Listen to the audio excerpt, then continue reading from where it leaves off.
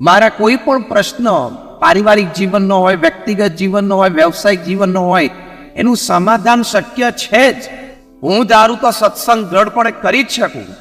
રવિ સભામાં આવી શકું, પરાસભામાં જઈ શકું, નિત્ય પૂજાય થઈ શકે, મંદિરમાં કોઈ નાના મોટા વિભાગમાં સેવામાં પણ જોડાઈ શકું, બધું જ થઈ શકે. ભગવાને સમજીને જ 24 કલાક બનાવ્યા છે. એટલે કોઈએ પૃથ્વી ઉપર દાપણ રાખવાની જરૂર નથી. ટાઈમ નથી મળતો તો 26 કલાકનું ગોઠવ્યો તો સારું થાત. એટલે ભગવાને 24નું ગોઠવ્યું છે, બરોબર જ છે. તો આ નિર્ણય ત્યાંથી શરૂઆત થાય છે કે જીવન એટલે કે life is beautiful, life is meaning. હવે એ નિર્ણય કર્યા પછી આપણે પ્રયત્ન શું કરવા, ધ્યાનમાં લેવા જેવી વાત શું છે? તો પ્રથમ અગત્યની વાત છે કે આપણા પારિવારિક સંબંધો. પરિવારમાં જે આપણે બધા સભ્યો સાથે રહીએ છીએ, હવે એક વાત તો નક્કી છે કે નહીં કે હવે એમાં બદલાવ આવવાનો નથી. Can you change your children? આપણે કે આપણા બાળકો બદલી શકવાના છીએ? પત્ની કે પતિ એકબીજાને બદલી શકવાના છે? તમે તમારા મા બાપને બદલી શકવાના છો? એટલે હવે તમારે સ્વીકારવાનું કે ભગવાને આપણને ભેગા ગોઠવ્યા છે. બહુ જ સરસ અંગ્રેજીમાં કહેવત છે કે family is a divine unit design by God. પરિવાર છે એક દિવ્ય યુનિટ, એટલે કે દિવ્ય રીતે બધા એકત્રિત થયેલા છે. મા બાપ, પતિ પત્ની, સંતાનો, ભાઈ બહેન, એ કર્મ અને પ્રારબ્ધ પ્રમાણે ભગવાને નક્કી કરેલું છે તારે આ જીવનમાં આ વ્યક્તિઓ સાથે રહેવાનું છે. તો ભગવાને જે ડિઝાઇન નક્કી કરી છે એ ડિઝાઇનમાં રહેવાનો આપણે પૂર્ણ પ્રયત્ન કરવાનો. મન છે એટલે મનભેદ થાય, મતભેદ થાય, બધું જ થાય, પણ પ્રયત્ન આપણો 100% હોવો જોઈએ. જો આપણે ઠાકોરજીને અહીંયા જામનગર મંદિરે દર્શન કરીએ છીએ, ત્યાં પર પેલું એક બોર્ડ લખેલું છે પ્રમુખ સ્વામી મહારાજનું પારિવારિક જીવન વિશે. પ્રમુખ સ્વામી મહારાજ બોલ્યા કે અગ્નિની સાક્ષીએ અને વડીલોની સાક્ષીએ આપણે સાથે આવ્યા છીએ. એટલે પતિ પત્નીની વાત કરે છે. અગ્નિની સાક્ષી અને વડીલોની સાક્ષીએ ભેગા આવ્યા છીએ, તો હવે છેલ્લે સુધી નભાવવું, કાયમ સાથે રહેવું. ઘણી વખત પ્રમુખ સ્વામી મહારાજ એ વાત પણ કરતા કે અગ્નિની સાક્ષી આપણે ભેગા થયા છીએ તો અગ્નિની સાક્ષીએ છૂટા પડવું. ખબર પડી? અગ્નિની સાક્ષીએ ભેગા થયા એટલે કે લગ્ન પ્રસંગે જ્યારે યજ્ઞાતોને ફેરા ફર્યા ત્યારે અગ્નિની સાક્ષીએ ભેગા થયા, તો હવે અગ્નિની સાક્ષીએ છૂટા પડવું. એટલે શું? એક જણ ધામમાં જાય ત્યારે સ્મશાનમાં અગ્નિ દાદે ત્યારે છૂટા પડે. તો આપણી લાઈફ ઇઝ બ્યુટીફુલ થાય. એ નિર્ણય કરવો પડે અને ત્યાં પણ લાગવું પડે કે હું નક્કી કરું તો ઘરના પ્રશ્નનું સમાધાન આવે છે. હું નમી દઉં, હું સુરત ભાવ રાખું તો ઘરના પ્રશ્નનું સમાધાન આવે છે. એટલે પ્રથમ અગત્યની વર્તન સંબંધી, જાણપણા સંબંધી વાત છે આપણો પરિવાર. કેટલા બધા પ્રશ્નો મોહન સાંઈ મહારાજને પત્રો પહોંચે છે, એમાંથી 70% પ્રશ્નો તો આ જ હોય છે ને, છૂટાછેડાના ને ઝઘડાના ને પછી કે જુદા પડી ગયા છે અને દીકરાની વહુને ફાવતું નથી, દીકરાની વહુ પાછી પિયર જતી રહી છે, એના જ પ્રશ્નો. તે તારે અહીંયા ના ફાવે તો બીજે નહીં ફાવે, પ્રશ્ન તો રહેશે જ. Basically it is in the mind. મૂળ વાત મનની છે. તો ત્યાં આપણે એડજસ્ટમેન્ટ કરતા શીખવા. તમને આશ્ચર્ય થશે કે દરરોજ એવરી ડે પૃથ્વી ઉપર 9,800 છૂટાછેડા થાય. એવું કહે છે કે 2025 શરૂઆત થશે ત્યાં સુધીમાં it will touch the magical figure of 10,000. રોજના 10,000નો આંકડો પહોંચી જશે 2025 સુધીમાં. તો એટલા તો બધાને શું વાંધા પડી જતા?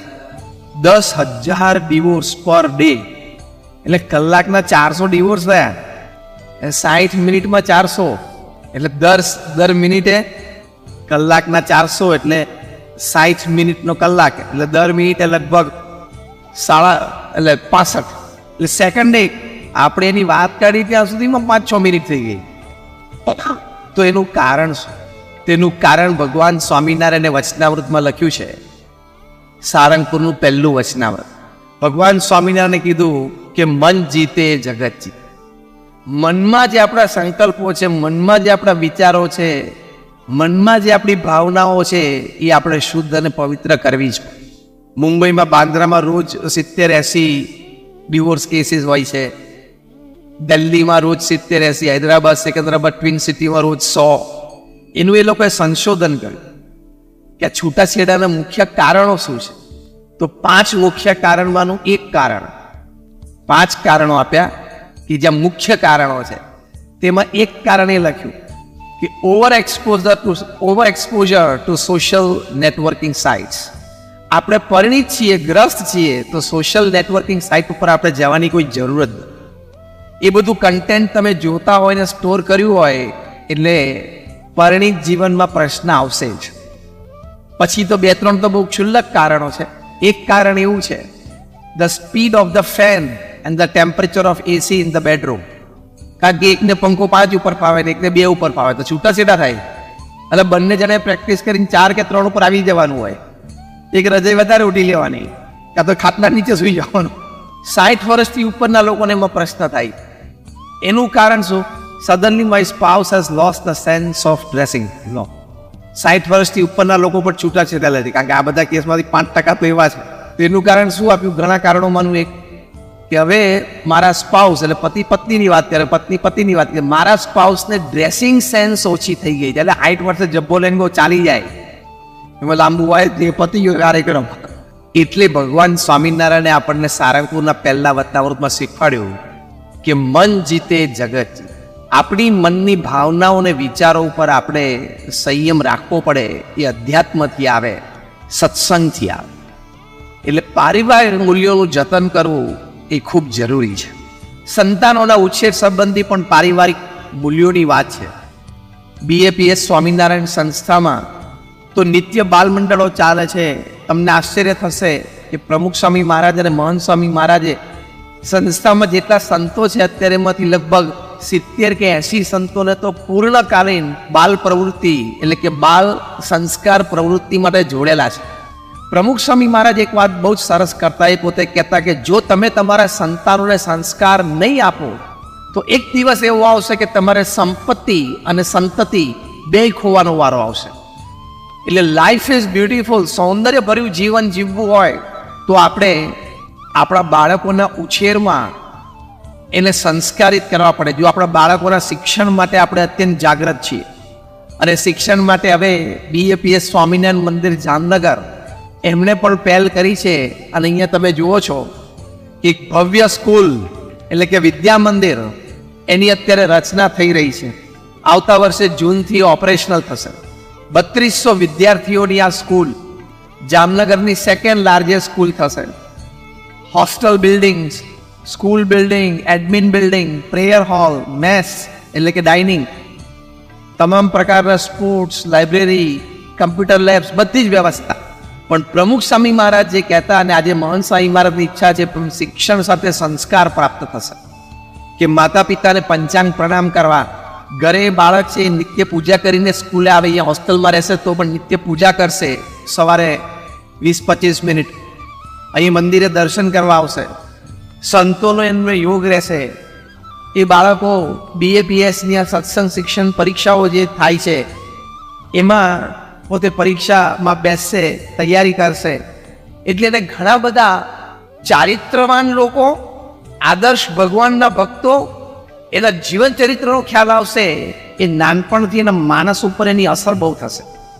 કારણ કે કુમળી વય હોય ત્યારે આ બધા સંસ્કાર, આ બધા સદગુણો, એની વાતો એને વારે વારે સાંભળી હોય તો એના જીવનમાં એ વાતની દ્રઢતા થાય. તો આ BAPS સ્વામિનારાયણ વિદ્યા મંદિર જામનગર એવું તમે જોઈ રહ્યા છો કે બાંધકામ તો બહુ સુંદર અત્યારે પૂરજોશમાં ચાલી રહ્યું છે. આવતા વર્ષે એ ઉદ્ઘાટિત થશે અને આ જામનગર શહેરને બહુ જ મોટી ભેટ એ મહંત સ્વામી મહારાજ આપશે. આપણે બધા એમાં નાની મોટી રીતે તને મને તને જોડાવાનું છે. એ આપણી શ્રદ્ધાનો અને સેવાનો વિષય છે.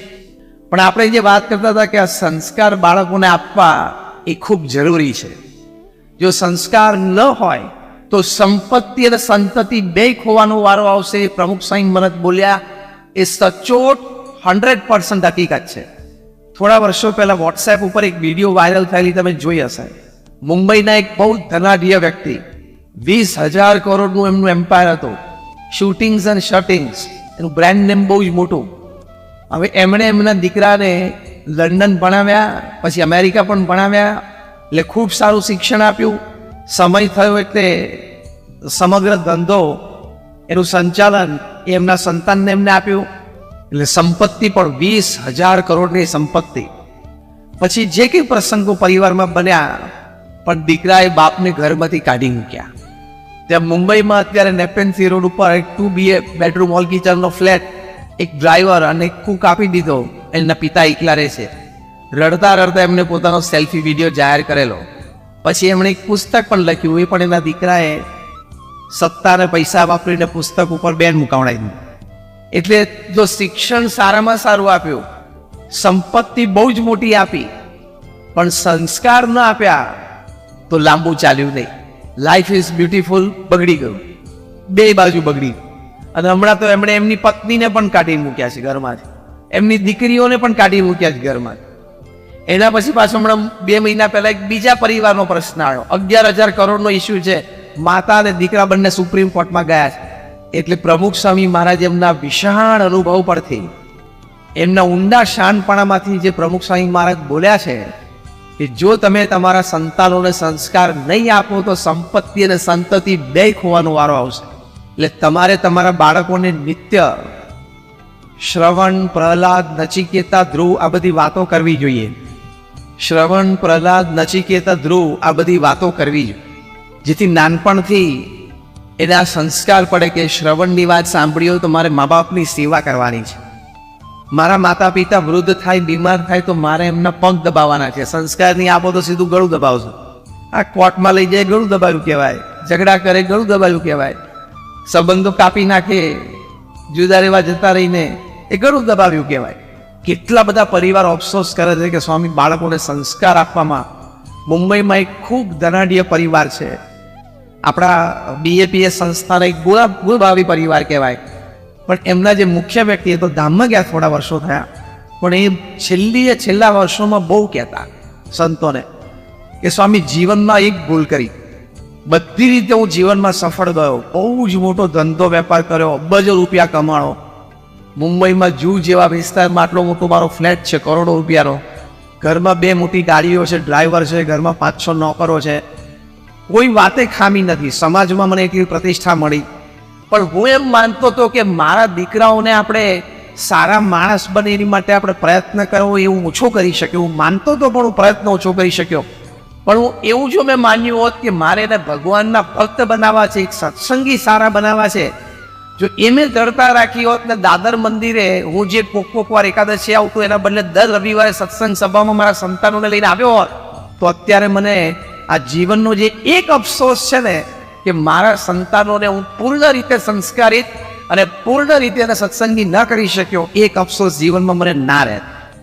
બહુ વારે વારે સંતોને અમને એ વાત કરતા. થોડા વર્ષો પહેલા એ ધામમાં ગયા. જો લાઈફ ઇઝ બ્યુટીફુલ બધી રીતે એમને હતી, પણ આ સંસ્કાર અને સત્સંગના અભાવે થોડું દુઃખ રહ્યું, એટલું લાઈફ ઇઝ બ્યુટીફુલ અધૂરું રહી ગઈ. માટે આવા બધા સંસ્કારો આપણે સંતાનોને શીખવાડવા. 1991ની સાલમાં આપણી સંસ્થા BAPS અમેરિકામાં CFI cultural festival of India celebrate કરેલો. એમાં આ બ્યુટીફુલ બોર્ડરલેસ વર્લ્ડ એક્ઝિબિશનમાં આ શ્રવણનું ડાયરામાં હતું.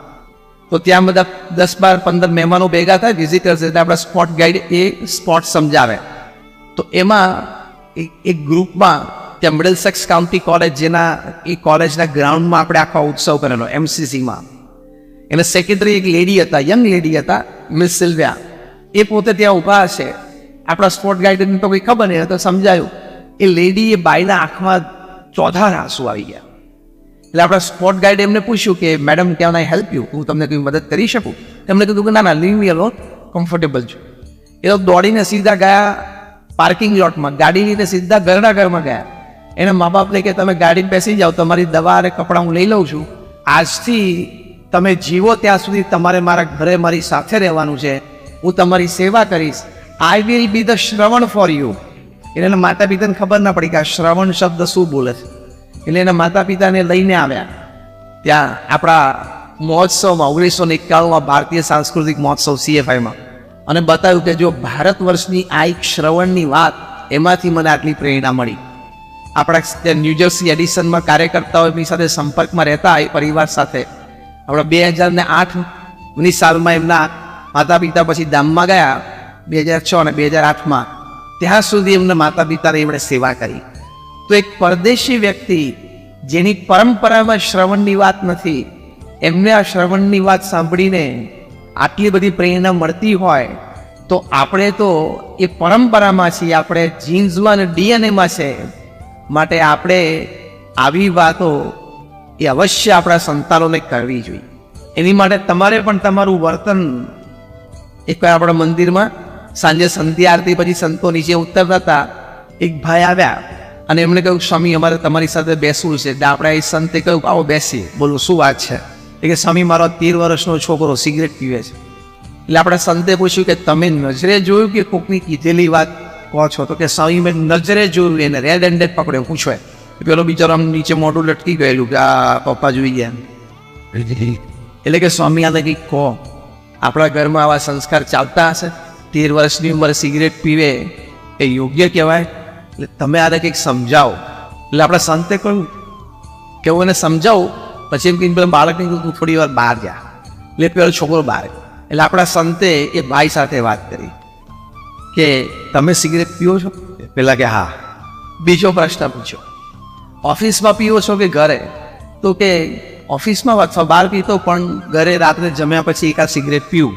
ત્રીજું, તમારા સંતાને તમને સિગરેટ પીતા જોયા છે? તો કે હા. ચોથું, કોક વખત તમને સિગરેટ પીવાનું મન થયું, ઘરે બેઠા જોવો તો પાકીટમાં ખલાસ થઈ ગયો, તો આ છોકરાને પાનના ગલે સિગરેટ લેવા તમે મોકલ્યો છે? તો કે હા. એટલે આપણા સંતે કીધું ચેપ્ટર એન્ડ. એને તમને સિગરેટ પીતા જોયા, તમે એને પાનના ગલ્લે મોકલ્યો, છેલ્લો જે કાર્યક્રમ એક બાકી હતો એ જાતે કરી લીધો. બીજું શું? એટલે મા બાપ તરીકે આપણું વર્તન એ આપણા સંતાનોને સંસ્કાર આપી શકે. Life is beautiful. નોકરી, ધંધા, વેપાર, કમાવાની વાત વિશે આપણે વાત નથી કરવી આજે. એ તો આપણે તમે બધા કરો જ છો, સવારથી ઉઠીને મંડ્યા છો. દુનિયામાં સૌથી મોટું સુખ એ પારિવારિક સુખ છે. ત્યાંથી લાઈફ ઇઝ બ્યુટીફુલ. માણસ ધંધા નોકરીમાં ગમે તેટલો હારેલો થાકેલો હોય, પણ પરિવારમાં સુખ શાંતિ આનંદ હોય ને તો ઘણી રાહત. એટલે આપણું વર્તન સારું રાખીને આપણે આપણા સંતાનો માટે એક દાખલો બેસાડો. આપણું વર્તન સારું રાખીને સંતાનો માટે દાખલો બેસાડીએ એ આપણી મોટામાં મોટી સમાજ સેવા છે. કોઈક તમને પૂછે કે મોટામાં મોટી સમાજ સેવા શું? હોસ્પિટલ કરવી, હોસ્ટેલ કરવી, સ્કૂલ કરવી, એ બધી મોટી સેવા છે. દરેક પ્રત્યે આપણને આદર છે. પણ આપણી પછીની પેઢીને આપણે સંસ્કારિત અને સંસ્કૃત કરવી એ સૌથી મોટી સમાજ સેવા છે પૃથ્વી પર. એટલે ત્યાં આપણે જાણપણું રાખવાનું છે. હાર્વર્ડ યુનિવર્સિટીએ એક રિસર્ચ કરી છે અને રિસર્ચના અંતે એ લોકોએ લખ્યું છે, ધ ફર્સ્ટ કસ words that the children learn is from their parents and especially from their mothers. એટલે કે બાળકો પહેલી ગાળો બોલતા ક્યાંથી શીખે છે? માતા પિતા પાસેથી, અને એમાં પણ એની માતા પાસે. આ હાર્વર્ડ યુનિવર્સિટીનો સર્વે છે. એક નાના બાળક એના પિતાના આ બાળકનું મન 3-4 વર્ષનો છે, એના પિતા અંદરથી સાંજે ઓફિસથી આવ્યા, બાણું ખુલ્લું હતું ને બાણું ખુલ્લું અંદર આવ્યા તો નાનો બાળક બોલ્યો, રે લુચ્ચો આવ્યો. એના પિતાને આશ્ચર્ય થયું કે આ આવું કેવી રીતે બોલ્યો.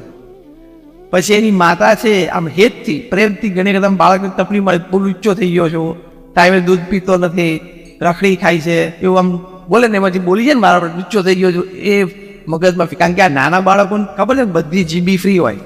મોબાઈલમાં જેમ આપણે જીબી અમુક ભરેલી હોય તો બાળકને તો જીબી બધી ફ્રી હોય. જે જોવે, જે સાંભળે એ બધું સીધું પ્રિન્ટ થઈ જાય. પછી નાનો છે એને એક્સપ્રેશન પાવર નથી એટલે જલ્દી બહાર ના આવે, પણ ટાઈમે બહાર આવે ખરું, એ બોલી જાય. એટલે પ્રમુખ સ્વામી મહારાજે આપણને આ સંસ્કારની વાત, એની માટે પ્રમુખ સ્વામી મહારાજ આપણને એક બહુ જ સરસ વાત શીખવાડતા તમામ પરિવારો માટે. પછી એ BAPS સત્સંગ મંડળના આશ્રિત હોય કે ના હોય, પૃથ્વી ઉપર વ્યક્તિ માત્ર માટેનું તમામ પારિવારિક પ્રશ્નો, જીવનલક્ષી પ્રશ્નોના સમાધાન રૂપે પ્રમુખ સ્વામી મહારાજે અમૃત ભેટ સમાજને આપી છે. જે ભેટ આ પૃથ્વી ઉપર સૂર્ય અને ચંદ્ર ચમકશે ત્યાં સુધી અદ્ભુત અને અદ્વિતીય ભેટ રહેશે, અને એ છે ઘર સભા. પ્રમુખ સ્વામી મહારાજ એમના વિશાળ અનુભવ પરથી બોલતા કે ઘર સભાથી વિશ્વ શાંતિ થશે. ઘર સભાથી વિશ્વ શાંતિ થશે. દરેક ઘર જો ઘર સભા કરે તો વિશ્વ શાંતિ થાય. અમેરિકાના એક વખતના પ્રેસિડેન્ટ હતા જ્યોર્જ બુશ, એમના પત્ની બારબારા બુશ એક કોન્વોકેશન ટીમમાં ગયેલા અમેરિકામાં મેનેજમેન્ટ સ્કૂલની. તો એમાં એમને અદ્ભુત એક વાત કરેલી કે the future of America does not depend upon what happens in the White House. It absolutely depends upon what happens in every American house. દેશનું ભવિષ્ય પાર્લામેન્ટ નથી ઘડતી, દેશનું ભવિષ્ય દરેક ઘરમાં જે વાત બને છે ને એ ઘડે છે. એટલે ઘર સભાથી વ્યક્તિગત જીવનમાં ચારિત્રની દ્રઢતા થાય છે, પારિવારિક સંબંધો સુધરે છે, વ્યસનો દૂર થાય છે, ગેરસમજો પરિવારમાં એકબીજા પ્રત્યે થઈ હોય દૂર થાય છે. આ બધો જ લાભ ઘર સભાથી થાય છે. એ ઘર સભા નામની પુસ્તિકા BAPS સંસ્થા દ્વારા પ્રકાશિત થઈ છે. એમાં બધા પ્રસંગો ગામ સાથે જે તે વ્યક્તિની અનુમતિ લઈને લખવામાં આવે છે. બાળકોનો અભ્યાસ સુધર્યો હોય ઘર સભાથી એવા પ્રસંગો છે અંદર. પતિ પત્ની વચ્ચે મતભેદ હોય અને મતભેદથી આગળ એકબીજા પ્રત્યે શંકાઓ હોય એ પણ ઘર સભાથી ટળી હોય એવા પ્રસંગો છે. બાપ અને દીકરા વચ્ચે ધંધામાં ઘર્ષણ હોય એ પણ મટી ગયું હોય એવા પ્રસંગો છે. ભાઈ વચ્ચે પ્રશ્ન હોય, બે ભાઈઓ સરખી ઉંમરના જેવા હોય અને ધંધામાં જોડાયા હોય ને ઘરમાં પ્રશ્નો હોય તો એનું સમાધાન આવ્યું છે. બે ભાઈ લગભગ સરખી ઉંમરના હોય એટલે 2-3 વર્ષનો ફેર હોય, બંનેના લગ્ન થયા એ બંનેની પત્નીઓ વચ્ચે એ ઘર્ષણ થતું હોય, ઈગો ક્લેશ થતો હોય તો એનું સમાધાન પણ ઘર સભામાં છે. અને મુખ્ય તો તે સાર્વજનિક પ્રશ્ન ઘરમાં છે, સાસુ વહુના પ્રશ્ન, એનું સમાધાન પણ ઘર સભામાં છે. આ તો હસતા હસતા વચ્ચે એક વાત કહું, મને એક વાત પ્રશ્ન થયેલો કે અંગ્રેજો બધા નામ ટૂંકા કરી નાખે, ડેડીનું ડેડ કરી નાખે, મમ્મીનું મોમ કરી નાખે, તો આ mother in law daughter in law કેમ ટૂંકું નહીં કર્યું હોય? પછી મેં વચ્ચે લીટી રાખ્યો, mother dash in dash law, daughter dash in dash law. પછી બહુ વિચાર કર્યો, ભાઈ ખબર પડી કે આ સંબંધ છે ને કુદરતી લો તરફ જાય છે, એનો ઢાળો લો તરફનો છે. પછી બીજો પ્રશ્ન થયો કે ડોટર ઇન લો બને, મધર ઇન લો બને, ફાધર ઇન લો બને, સન ઇન લો બને, બ્રધર ઇન લો બને, સિસ્ટર ઇન લો બને, વાઇફ કોઈ દિવસ વાઇફ ઇન લો ના બને. કેમ? શી ઇઝ ધ લો, એ પોતે જ કાયદો ઘરમાં. એટલે ઘણા બધા પ્રશ્નો પરિવારના આ ઘર સભામાંથી સમાધાન મળ્યું હોય. આ બુક સ્ટોલ પરથી તમને પુસ્તક મળશે, વાંચજો. એ ઘર સભા એટલે શું? અઠવાડિયામાં 2 વખત તમામ પરિવારજનોએ રાત્રિ ભોજન પછી 20 મિનિટ માટે સાથે બેસવું. એ દરમિયાન પૂર્ણ આધ્યાત્મિક સેશન.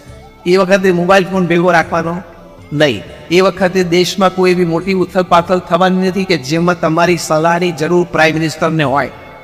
એ ખબર છે ને? એટલી તો ખબર છે ને કે જે કંઈ દેશના પ્રશ્નો ચાલે છે એમાં આપણી જરૂર પ્રધાનમંત્રી કાર્યાલયને નથી. ખબર છે ને? પૂછું છું સ્પષ્ટ, એટલે ખબર હોવી જોઈએ. આ અગત્યનું છે.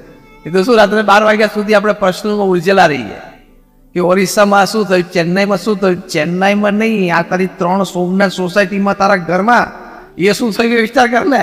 કોનું ખરેખર ઘર 3 સોમનાથમાં જ માફ કરજો, તો ગેસ્યુલી બોલ્યો છું. તો અઠવાડિયામાં 2 વખત રાત્રિ ભોજન પછી પરિવારજનો બધા સાથે બેસે આધ્યાત્મિક સેશન માટે પ્રમુખ સ્વામી મહારાજ ઘર સભા કે પ્રથમ 5 મિનિટ ભગવાનનું નામ સ્મરણ. તમે જે પણ ભગવાનમાં માનતા હો એ ભગવાનનું નામ સ્મરણ, કારણ કે નામ સ્મરણથી ખૂબ લાભ છે. એ સાયન્ટિફિક દ્રષ્ટિએ પણ સાબિત થયું છે. જુદો વિષય છે એટલે અત્યારે વાત નથી કરતો. પછી 10 મિનિટ માટે આપણે કોઈ સદગ્રંથ વાંચવો, રામાયણ હોય, મહાભારત હોય. અને આ પ્રમુખ સ્વામી મહારાજનું વિસ્તૃત જીવન ચરિત્ર પ્રકાશિત થયું છે. એક વાત હું તમને કહું, અત્યારે તમને અતિશયોક્તિ લાગશે પણ હકીકત છે, ધ્યાનથી સાંભળજો.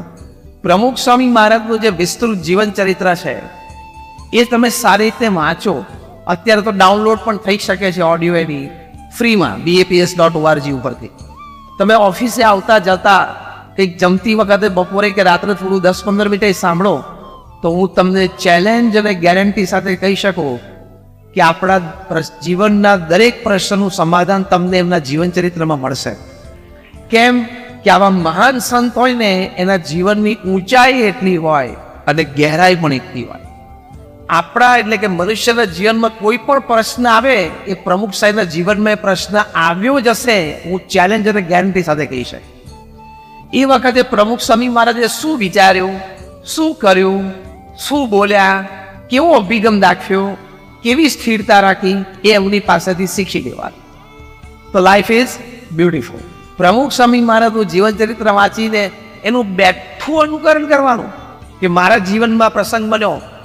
અહીંયા આપણે બેઠા છે એટલા નહીં, સમગ્ર જામનગર શહેરમાં નહીં, પૃથ્વી ઉપર જે મનુષ્ય માત્ર છે એના જીવનનો તમે પ્રશ્ન લો કે મારે આ પ્રશ્ન છે. એ પ્રશ્ન પ્રમુખ સાહેબના જીવનમાં આવ્યો જ છે. 110% આઈ ટેલ વિથ ચેલેન્જ એન્ડ ગેરંટી. તો એ વખતે પ્રમુખ સ્વામીએ શું કર્યું, એ આપણે બરોબર સમજી રાખ્યું હોય વાંચીને, આપણે એ પ્રમાણે બ્લાઇન્ડલી ફોલો કરવાનું એટલે પ્રશ્નમાંથી બહાર નીકળી ગઈએ. કેટલું સીધું સમાધાન છે. કોઈ સોશિયલ કાઉન્સેલિંગની જરૂર નથી. આ ઘર સભા શીખવાડ. છેલ્લે ભગવાનની આરતી કરવાની, પછી 5-10 મિનિટ બેઠીને ડેઝ હેપનિંગ્સ તમે શેર કરો. તમારા સંતાનો હોય, સ્કૂલ કોલેજમાં કોઈ પ્રસંગ બન્યો હોય તમને વાત કરે, તમારે કંઈ ઓફિસમાં પ્રસંગ થયો હોય પ્રેરણા એકબીજાને વાત કરો. એવી રીતે નિકટતા થાય, સુરત ભાવ કેળવાય અને ઘર સભા દ્વારા પૂર્ણ આધ્યાત્મિક વાતાવરણ આપણા ઘરમાં રહે એટલે લાઈફ ઇઝ બ્યુટીફુલ. પૂર્ણ આધ્યાત્મિક વાતાવરણમાં આપણે જીવી શકીએ એ લાઈફ ઇઝ બ્યુટીફુલ છે. તો એ આ ઘર સભાથી થાય છે. અને મુખ્ય વાત તો એમાં ભગવાન પ્રત્યેની શ્રદ્ધા અને ભક્તિ દ્રઢ થાય છે. આ 70-80 વર્ષનું જીવન છે. પૃથ્વી પરથી રોજ 2.5 લાખ માણસો વિદાય લે છે. હું ઘણી વખત 1.5 લાખ બોલતો હતો, પણ હવે લેટેસ્ટ ફિગર પ્રમાણે 2.5 લાખ છે. 2.5 લાખ લોકો પૃથ્વી પરથી વિદાય લે છે રોજ 24 કલાકમાં. એટલે 24 કલાક એટલે 86,200 સેકન્ડ. 86,200 સેકન્ડમાં 2.5 લાખ એટલે કેટલા હતા? દર 2 સેકન્ડે 4, ગણો ને, વધારે 5. 2 સેકન્ડે 5 વ્યક્તિઓ વિદાય લે છે. આપણે આ કથાની શરૂઆત કરી 50 મિનિટ થઈ. 50 મિનિટ એટલે 3,000 સેકન્ડ. 15,000 લોકો પૃથ્વી ઉપરથી જતા રહ્યા. અને ભગવાનની ઈચ્છા હોય ને કાલનું ફૂલ ફોકસ જામનગર ઉપર મૂકી દેતો, ફૂલ પિકઅપ, કે આજે બધું પિકઅપ જામનગરમાંથી રાખવું છે, તો વારો આવી જાય કે નહીં? આ ખુરશીવાળા તો પેલો આવી જાય. ઉંમર પ્રમાણેની વાત કરું છું. 2.5 લાખ એને મને લાગે છે અડધું જામનગર ખાલી થઈ જાય. આ એટલા માટે મેં થોડી હળવી રીતે વાત કરી, પણ એમાં સિદ્ધાંત એ સમજવાનો કે આપણું જીવન ગમે ત્યારે પૂરું થઈ જાય. અને હમણાં છેલ્લા વર્ષમાં તમે વાંચતા હશો ન્યૂઝપેપરમાં અથવા જાણતા હશો, બહુ યુવાન અવસ્થામાં લોકોને હાર્ટ એટેક આવે છે. સાંભળ્યું છે ને? એટલે ક્યારે પૂરું થઈ જાય ખબર ના પડે. પેલા લાઈફ ઇઝ બ્યુટીફુલ બનાવવા માટે નોકરી, ધંધો, વેપાર બધું કરીએ, પરિવારને સાચવીએ, સંસ્કારિત કરીએ, પણ ભગવાન પ્રત્યેની શ્રદ્ધા અને ભક્તિ દ્રઢ કરવાના, તો અલ્ટિમેટલી લાઈફ ઇઝ બ્યુટીફુલ. અહીંયા પણ પ્રમુખ સ્વામી મહારાજનું એક જીવન સૂત્ર, જે પોતે ઘણી વખત કહેતા, અને શબ્દશઃ હું એને રિપીટ કરું છું. પ્રમુખ સ્વામી મહારાજ બોલતા કે જીવનમાં શ્રદ્ધા અને ભક્તિ દ્રઢ કરવા. એમના અનુભવ પરથી બોલે છે, એના શાનપણામાંથી બોલે છે. તો એ શ્રદ્ધા અને ભક્તિ, એની માટે આ મંદિર બનાવ્યું છે. એની માટે આપણા સત્સંગ હોલ છે. તમે આ હોલ જુઓ, અહીંયા આવો હોલ તમને જામનગરમાં બીજો ભાગ્યે જ જોવા મળશે. આ વ્યવસ્થા કોની માટે કરી છે? પ્રમુખ સ્વામી મહારાજ, મહંત સ્વામી મહારાજે, BAPS સંસ્થાએ આપણે અહીંયા સત્સંગનો લાભ લઈ શકીએ એની માટે. એટલે રવિવારની સભા દર રવિવારે સાંજે અહીંયા થાય છે 6 વાગે. તો નિયમિત તમારે આપવું. ઘણા બધા અત્યારે સભામાં એવા બેઠા છે કદાચ કે પ્રથમ વખત અથવા તો થોડા ઓછા પરિચયમાં છે BAPS સંસ્થા સાથે. તો એમની માટે આ વાત કે તમે મહિને 1 વખત રવિવારની સભામાં આવવાનો આગ્રહ રાખો. જે લોકો અહીંયા બેઠા છે, હરિભક્તો, સત્સંગીને નિયમિત આવે છે એને તો ધન્યવાદ છે, પણ જે કદાચ નિયમિત નથી આવતા, તમે મહિને 1 વાર શરૂઆત કરો. નક્કી રાખવાનું, પહેલો રવિવાર તો પહેલો, બીજો તો બીજો. તમે 6 મહિના નિયમિતતા કરશો, તમને આનંદ આવશે. કારણ કે સ્વામી વિવેકાનંદ કહેતા, each soul is potentially divine. દરેકના આત્મામાં અંદર આધ્યાત્મિકતા, દિવ્યતા રહેલી છે. એ આ સત્સંગથી તમને એની અનુભૂતિ થશે. જેમ ગુલાબજાંબુ મોઢામાં મૂકીએ અને ગળપણનો અનુભવ થાય એટલે આનંદ આવે, એમ રવિવારની સભામાં અને ઘર સભા કરીએ એટલે અધ્યાત્મનો પ્રેક્ટિકલ અનુભૂતિ થાય. એ અધ્યાત્મની અનુભૂતિ થાય એટલે પછી જીવનમાં આનંદ આવે. તો એમાંથી ભગવાન પ્રત્યેની શ્રદ્ધા અને ભક્તિ દ્રઢ થાય છે. અને શ્રદ્ધા અને ભક્તિ દ્રઢ થાય એ લાઈફ ઇઝ બ્યુટીફુલ બનાવવામાં એક અગત્યનું એકમ છે કે લાઈફ શુડ બી સ્ટેબલ. જીવનમાં સ્થિરતા લાવવા માટે તો અધ્યાત્મ સિવાય કોઈ શક્યતા જ નથી. કારણ કે દરેકના જીવનમાં નાના મોટા પ્રશ્નો તો આવવાના. જ્યારે અસ્થિર થઈ જાય, આમ બેબાકડો થઈ જાય, શું કરવું એની ખબર ના પડે, સુસાઇડ સુધીના વિચારો આવવા માંડે, એની વચ્ચે શ્રદ્ધા અને ભક્તિ હોય અને ભગવાનના ભક્તનો સંગ હોય તો આ લાઈફ ઇઝ બ્યુટીફુલ બની રહે. કેમ કે પહેલાં લાઈફ ઇઝ સ્ટેબલ, પહેલાં એના જીવનમાં સ્થિરતા આવે. કેનેડામાં આપણા સત્સંગ મંડળના પ્રમુખ હતા ભગવાનજીભાઈ માંડવિયા, બહુ જ પ્રતિષ્ઠિત વ્યક્તિ. કેનેડામાં કોઈ પણ પરદેશથી આવતા પ્રધાનમંત્રી કે રાષ્ટ્રપતિના માનમાં કેનેડા સરકાર કે કેનેડાના પ્રાઇમ મિનિસ્ટર ડિનર હોસ્ટ કરે, તેમાં 500 વ્યક્તિ આખા દેશના મૂર્ધન્ય એમને નિમંત્રણ હોય, એમાંથી એક ભગવાનજીભાઈ માંડવિયાને કાયમ હોય. એ BAPS સત્સંગ મંડળના પણ પ્રમુખ હતા અને સમગ્ર કેનેડાના ગુજરાતી સમાજના પણ પ્રમુખ હતા. અને બધા જ ભારતીયોના જે મંડળ હોય, સાઉથ ઇન્ડિયન હોય, કોઈ ચેન્નાઈ મદ્રાસી હોય, કોઈ તેલુગુ હોય, કોઈ બંગાળી હોય, એ લોકોના મંડળોનું જે ફેડરેશન હોય ને, ફેડરેશનના પણ પ્રેસિડેન્ટ હોય. આવી પ્રતિષ્ઠિત છે. પણ આવા નિમંત્રણમાં જાય, એમની સ્પષ્ટ વાત હોય કે હું વેજીટેરિયન છું, હું શાકાહારી છું, કારણ કે હું BAPSનો સત્સંગી. તો એમની માટે એક ટેબલ જુદું રખાતું કે જ્યાં સંપૂર્ણ શાકાહારી વાનગીઓ એમને પીરસાય. પ્રધાનમંત્રી હોય, કેનેડાના હાજર, બહારથી દેશથી જે પ્રધાનમંત્રી કે રાષ્ટ્રપતિ આવ્યો હોય એ હાજર હોય, એની સાથે ડેલિગેશન હાજર હોય, મિનિસ્ટરો હાજર હોય, એની વચ્ચે એ એમનું શાકાહારી ભોજન જુદું રાખે. જરાય શરમાવાનું નહીં, ગભરાવાનું નહીં. હવે એનાથી અગત્યની વાત, એમને આટલો સત્સંગ દ્રઢ. એક દિવસ એમને ખ્યાલ આવ્યો કે એમને લુકેમિયા છે. લુકેમિયા એટલે બ્લડ કેન્સર. 38 વર્ષની ઉંમર. 38 વર્ષની ઉંમરે 80ના દાયકામાં આ જીવલેણ કેન્સર, લુકેમિયા, બ્લડ કેન્સર. હવે આવો શોક આવે તો શું થાય? તમારો મોટો ધંધો હોય, વેપાર હોય, સમાજમાં આટલી પ્રતિષ્ઠા રહી, તો 38 વર્ષની જ ઉંમર હોસ્પિટલમાં દાખલ કરવા પડ્યા. દિવસે દિવસે શરીરની બધી શક્તિ ક્ષીણ થતી ગઈ. બ્રહ્મોપનિષદ પુસ્તકમાં ફોટો છે, પ્રમુખ સ્વામી મહારાજ અને વિવેક સાગર સ્વામી બંને ભગવાનજીભાઈ માંડવિયાની ખબર કાઢવા ગયા છે. હોસ્પિટલમાં બેઠા છે અને માસ્ક પહેરીને બેઠા છે. પ્રમુખ સ્વામી મહારાજ પોતે, એ ફોટો છે. ભગવાનજીભાઈ માંડવિયા ઘણા બધા પત્રો લખતા, એમાં એક પત્ર ઉત્તર ભારતના એક મહામંડલેશ્વર સંતે લખ્યું કે તમને આ લુકેમિયાનું કેન્સર આવ્યું, એ જાણીને મને બહુ દુઃખ થયું છે, દિલગીર થયો છું. પણ મને એમ થાય છે કે તમે તમારા ગુરુ પ્રમુખ સ્વામી મહારાજને વાત કરો કે તમને કેન્સર મટાડે. ભગવાનજીભાઈ માંડવિયા કોઈ પત્રનો ઉત્તર આપી શકતા નહોતા, પણ આ પત્ર એમના પત્નીએ વાંચ્યું. એમના પત્ની એની સેવામાં હતા હોસ્પિટલમાં. એટલે ભગવાનજીભાઈ માંડવિયાએ કીધું કે આ પત્રનો મારે જવાબ આપવો છે, હું લખાવું એમ તું લખ. ભગવાનજીભાઈ માંડવિયા મૃત્યુશૈયા પર હતા. લુકેમિયા, બ્લડ કેન્સર હતું. થોડા દિવસોમાં ધામમાં જવાના જ હતા. એ વખતે એમના પત્નીને એમણે કહ્યું કે આ લખ, હું લખાવું એ પ્રમાણે આ પત્ર લખ. એમના પત્નીએ લખ્યો. એમના પત્નીએ વળી એટલું સારું કર્યું કે એ પત્ર પોસ્ટ કર્યો એ પહેલાં પત્રની ફોટોકોપી એટલે કે ઝેરોક્સ કાઢી લીધી. એટલે સત્સંગમાં આપણને પત્ર પ્રાપ્ત થયો.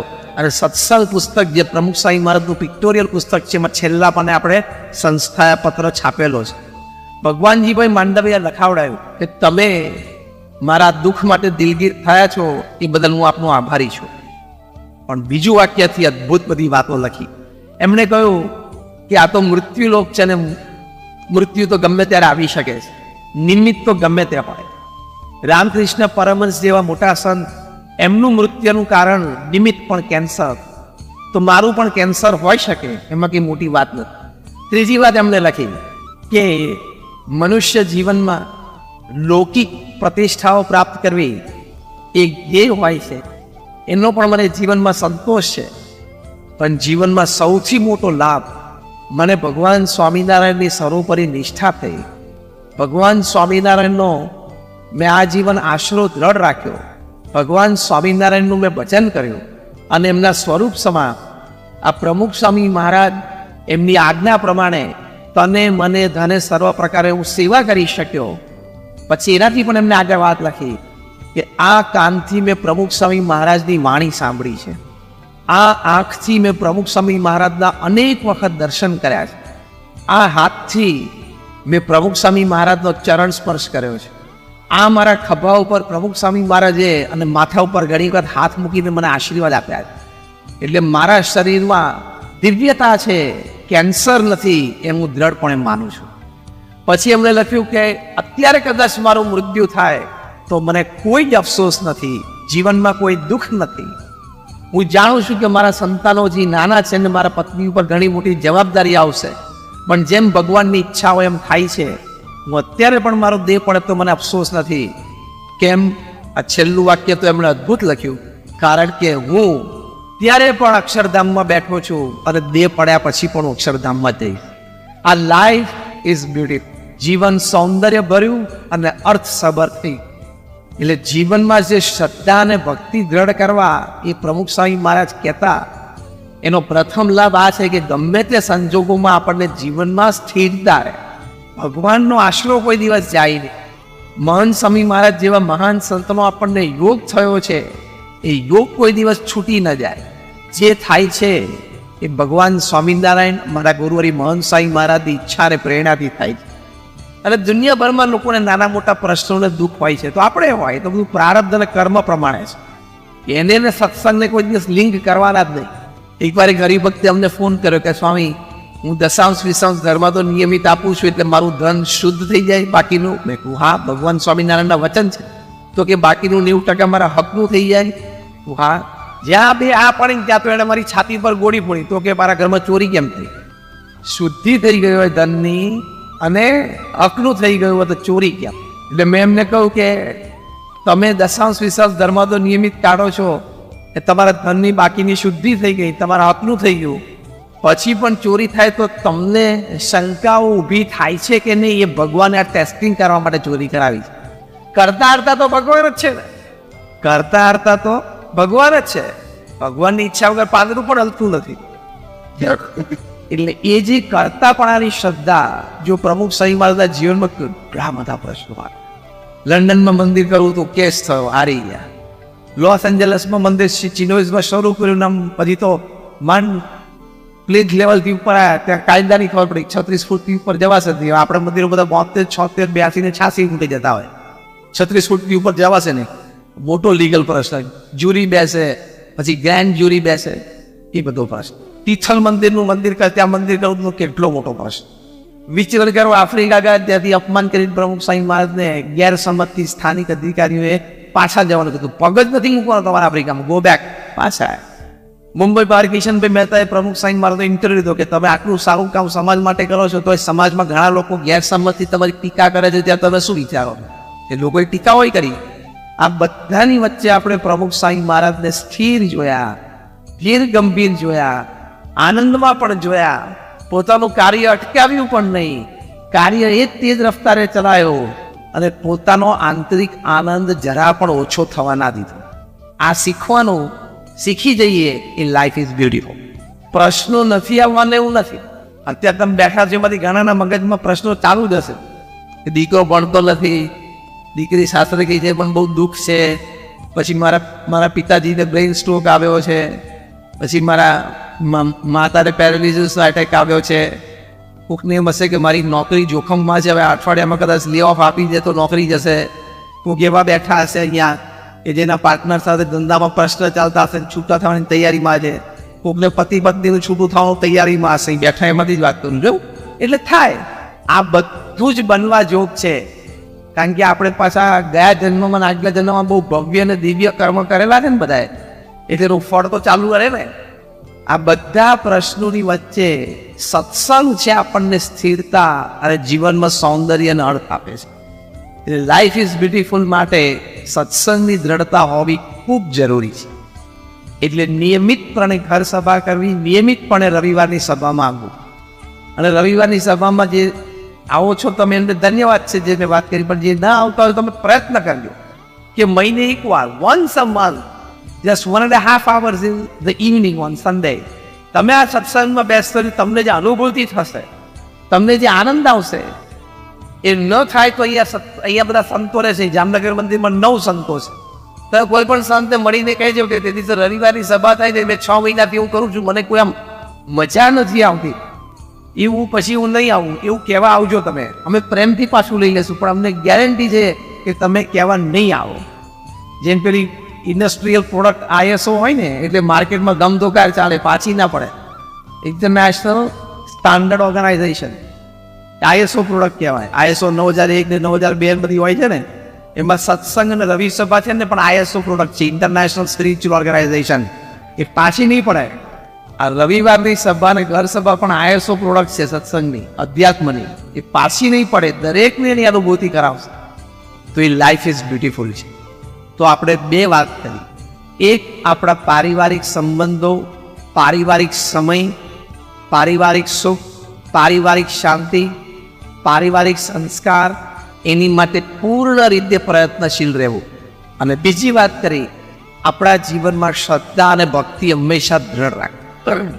આ 2 રાખીને તમે ગમે તે નોકરી ધંધો કરો, તમે દેશ પરદેશમાં જાઓ, અહીં જામનગરમાં રહો કે નૈરોબીમાં રહો કે ન્યુયોર્કમાં રહો કે લંડનમાં રહો, ગમે તે સંજોગોમાં, ગમે તે સ્થાને, ગમે તે પરિસ્થિતિમાં તમારો આનંદ તમારી સ્થિરતા એ કોઈ દિવસ આગી પાછી નહીં થાય. એટલી તાકાત આ બે વસ્તુમાં છે. કઈ બે વસ્તુ? પારિવારિક મૂલ્યો અને ભગવાનમાં શ્રદ્ધા ભક્તિ. આ બે હોય એટલે લાઈફ ઇઝ બ્યુટીફુલ. જય સ્વામિનારાયણ.